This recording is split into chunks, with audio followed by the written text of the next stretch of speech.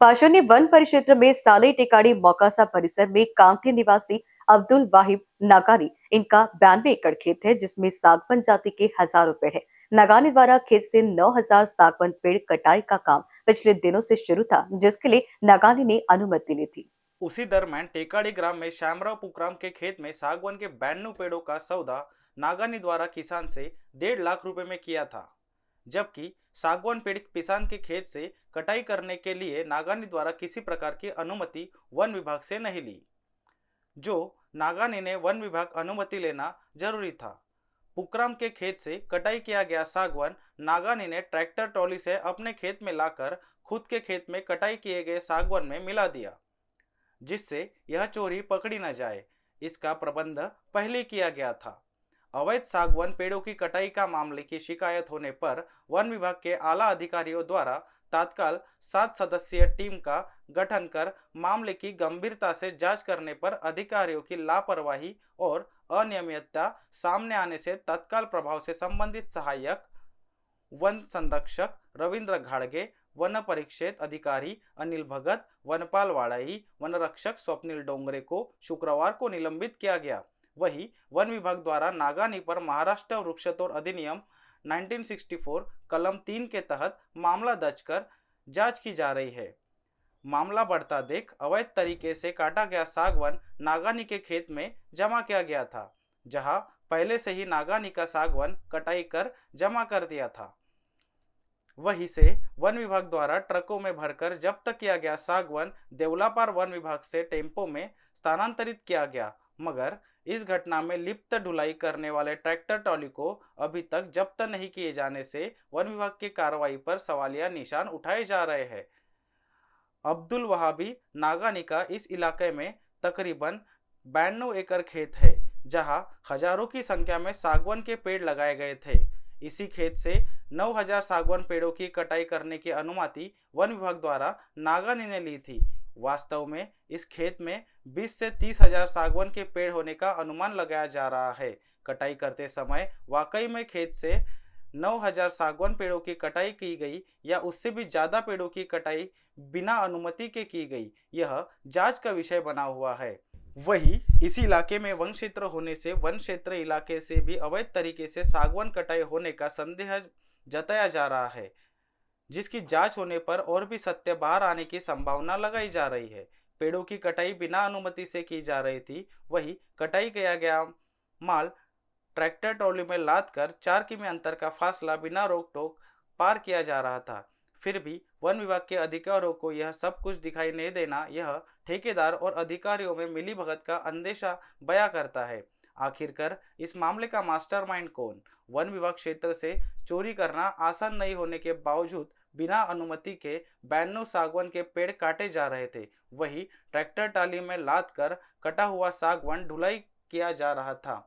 फिर भी वन विभाग के अधिकारियों को यह दिखाई नहीं देना अधिकारियों के कार्यशैली पर संदेह पैदा करने वाली बात है। या तो मिलीभगत आर्थिक लाभ लेने का मामला दिखाई दे रहा है, जो वन विभाग की जांच समिति में इस घटना का मास्टरमाइंड कौन आने वाले दिनों में सामने आने की संभावना है। इस प्रकरण में बिना अनुमति के सागवान कटाई में सागवान ढुलाई के लिए उपयोग में लाया गया ट्रैक्टर था, जिस पर अभी तक कार्रवाई नहीं होने की जानकारी है। आखिरकार कब होगी ट्रैक्टर ट्रॉली जब्त, यह देखने वाली बात है। 92 एकड़ खेत है जिसमें सागवान की खेती की गई थी, जिसमें सागवान के बड़े बड़े पेड़ थे। उस सागवान के पेड़ को काटने की परमिशन नागानी ने वन विभाग से ली थी, मगर पास ही के टेकाड़ी गांव के उस पार एक खेत है जिसका नाम है श्यामराव पुरकाम का खेत था। वहां पर 100 सागवान के झाड़ बिना अनुमति से नागानी ग्रुप ने काटे गए और उसकी ढुलाई ट्रैक्टर द्वारा की जाकर उन्हीं के खेत में, जहां नागानी का खेत है वहां पर जहाँ कटाई चल रही थी, उसी खेत में जाकर वो माल मिला दिया। आखिरकार चोरी का माल बिना अनुमति से काटा गया सागवान वन विभाग के अधिकारियों को दिखाई क्यों नहीं गया, ये सोचने वाली बात है। जबकि वन विभाग के अधिकारियों ने नागानी को 92 एकड़ के खेत में 9,000 झाड़ काटने की परमिशन दी थी, मगर नागानी ने यहाँ इसके हद से बाहर जाकर टेकाड़ी गांव के उस पार जहाँ पर शामराव का खेत है, पुरकम का खेत है, उसमें जो 100 झाड़ सागवान के थे बड़े बड़े, बिना अनुमति से काटे गए और वही माल उन्होंने नागानी के खेत में लाकर डाल दिए, जिससे चोरी पकड़ी गई।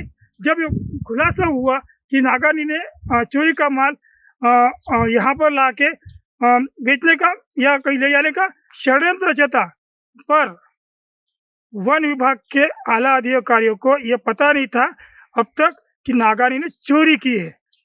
फिर भी जब ये बात उजागर हुई तब कहीं जाकर नागानी के विरुद्ध और जहां माल पड़ा था सागवान का, वो माल जब्त कर वन विभाग ने जब्त किया। सब देखा जाए तो इस प्रकरण में आप देख सकते हैं यहाँ पे नागानी का माल पड़ा हुआ है, मगर जब तक चोरी हो रही थी तब तक सब खामोश थे। वन विभाग के अधिकारी, आला अधिकारी, राउंड ऑफिसर हो या कोई भीड़ हो रहा हो, सभी के सब चुपचाप थे, क्योंकि इसमें मिली भगत होने का पूरा संदेह देखा जा सकता है। जबकि सागवान ऐसी चीज है, जंगल से एक भी चीज चुराई नहीं जा सकती है, मगर नागानी और वन विभाग के अधिकारियों की मिली भगत से यहाँ से 1 किलोमीटर या 1.5 किलोमीटर अंतर पर जाकर नागानी ग्रुप ने यह माल कटवा कर अपने ही खेत में लाकर ट्रैक्टर द्वारा रख दिया। इसमें ट्रैक्टर, जबकि स्थानिक कोई पदाधिकारी है, उसका ट्रैक्टर यहाँ पे लगाया गया था जिसने ये माल ढुलाई की थी। ये माल की कीमत करीबन 1.5 से 2 लाख रुपए बताई जाती है। यह माल चोरी का था, फिर भी वन विभाग ने समय रहते कार्रवाई नहीं की। जब ये घटना उजागर हुई तब जाकर वन विभाग जागा और जागने के बाद आनंद फानंद में नागानी के विभाग में कार्रवाई करने का उन्होंने मन बनाया। फिर भी जब यह माल जब्त होने के बाद तुरंत वहाँ से हटाकर यह माल डेवलपर वन विभाग के स्टॉक में रखा गया, जहाँ पर जब्त करने की बात वन विभाग द्वारा कही गई थी। देखना यह है कि इतना बड़ा ग्रुप होने के बाद, इतनी बड़ी चोरी होने के बाद, फिर भी वन विभाग इन चोरी लिप्त में अधिकारी हो या ठेकेदार हो, इन्हें चोरी करने के बाद इन पर कार्रवाई आखिर अब तक क्यों नहीं हुई, ना ही किसी अधिकारी पर कार्रवाई की गई है। आने वाले समय में देखना होगा कि यह जो माल कटा हुआ है, यह माल वाकई में नागानी ग्रुप ने या नागानी ने चुरा कर कहीं और ज़्यादा तौर पर बेचा गया है या नहीं, यह देखने वाली बात है। आने वाले समय में इस प्रकरण की सखोल जांच कर इसमें लिप्त सभी कर्मचारियों को बर्खास्त करने की मांग यहाँ के स्थानिकों ने की है। मैं रुपेश खंडारे, BCN न्यूज़, पारसी।